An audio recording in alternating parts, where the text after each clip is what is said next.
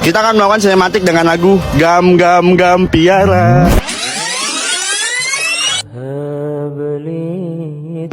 Manfaatkan 5 perkara sebelum 5 perkara.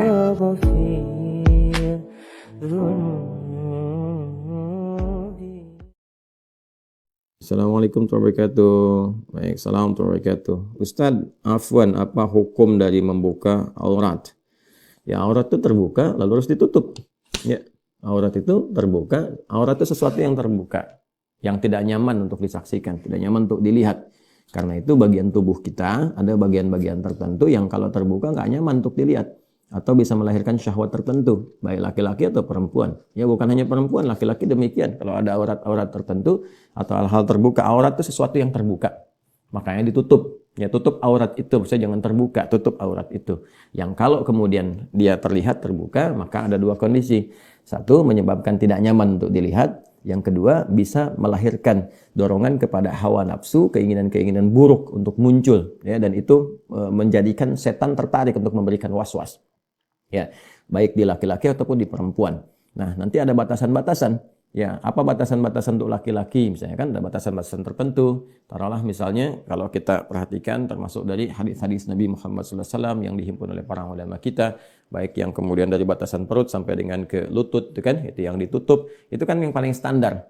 Ya, yang paling standar artinya bagian-bagian di luar itu pun kalau kita kemudian memenuhi itu semua dengan bisa menutupnya, tutup.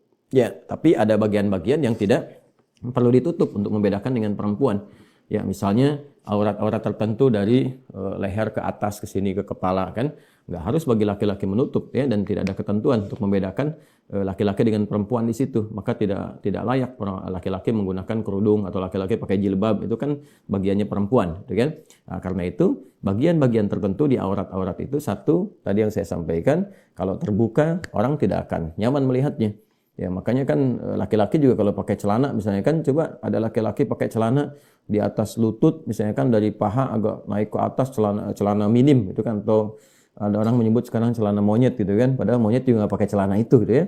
Nah, ini Anda bisa bayangkan bagaimana kalau ada laki-laki jalan-jalan ke mall, jalan-jalan di pasar dan sebagainya pakai celana begitu, kan jadi tertawaan orang gitu kan, dan tidak nyaman untuk dipandang. Maka tutup, pakai celana di bawah lutut ya, nah itu ciri khas untuk laki-laki seperti itu ya. Kemudian juga tidak perlu dia menutup berlebihan apa-apa yang tidak perlu ditutup. Kayak tadi kan ke kepala misalnya, coba lihat laki-laki pakai jilbab, laki-laki pakai kerudung, kan jadi olok-olokan orang kan. Nah, jadi hal-hal tertentu bagi laki-laki yang menjadikan kewibawaannya terjaga. Itu bagiannya. Nah, perempuan ada bagian-bagian tertentu yang membedakan dengan laki-laki. Karena bagian dari tubuh perempuan itu sebagian besarnya adalah aurat. Maksud aurat itu apa? Aurat itu maksudnya ketika dia terbuka, itu berpotensi dua hal tadi. Ya, satu, ada bagian-bagian yang memang ketika terbuka tidak nyaman untuk dipandang. Ya, perempuan-perempuan jalan misalnya dengan na'udzubillah min dzalik ya, pakaian-pakaian yang sangat minim, ya hanya menutup bagian-bagian yang intinya saja misalnya, kan juga nggak nyaman untuk dipandang. Ya, naik angkot pakai pakaian yang demikian kan orang juga nggak nyaman, gitu kan?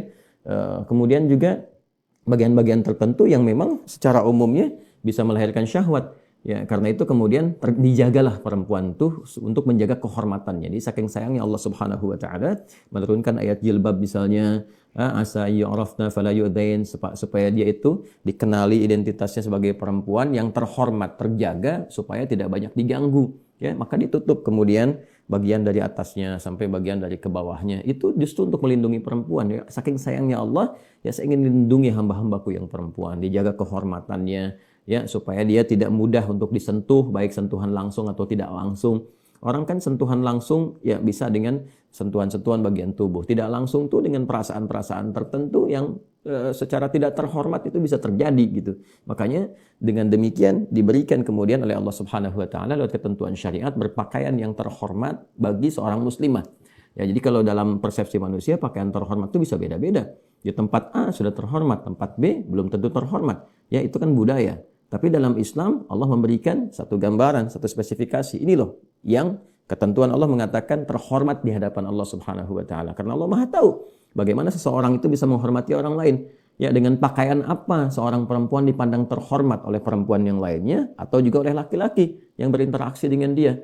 Nah, Allah itu sampai tahu kan, Maha tahu keisi hatinya, Maha tahu kefikirannya. Jangan-jangan kita diperlakukan sebagai orang yang terhormat, Anda perempuan dipandang terhormat, dia senyum dan sebagainya, tapi dalam hatinya kan nggak tahu rencana dia apa, melihat Anda seperti apa, Anda berpenampilan bagaimana. Karena itulah datang syariat, memberikan kemudian perlindungan kepada perempuan dan menjaga status terhormatnya. Ini yang ditutup, ini yang dijaga, ini yang boleh terbuka. Ini ya bagian wajah depan, ini ya yang bagian telapak tangannya misalnya, atau bagian telapak tangan yang baik ke punggung ataupun bagian bawahnya ada ikhtilaf sedikit di sini, ya saat berinteraksi dengan orang lain yang bukan mahramnya. Kalau berinteraksi dengan mahramnya, ini batasan-batasannya.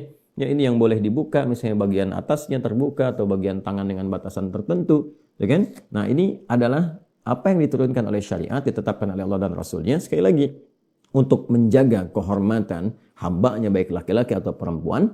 Dan yang kedua adalah ini untuk melindungi.